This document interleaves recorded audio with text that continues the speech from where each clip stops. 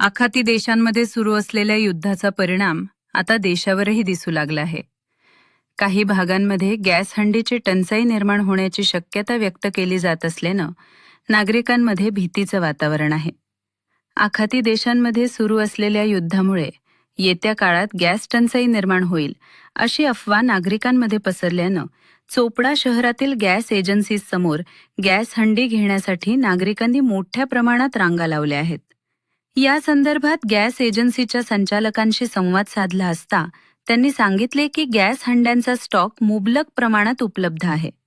मात्र गॅस कंपनीच्या सूचनांनुसार ग्राहकांनी गॅस हंडी घेण्यासाठी बुकिंग करणं बंधनकारक आहे. काही नागरिकांचे मोबाईल नंबर नोंदणीकृत नाहीत, तर काहींनी KYC पूर्ण केलेली नाही. त्यामुळे तांत्रिक अडचणी निर्माण होत आहेत.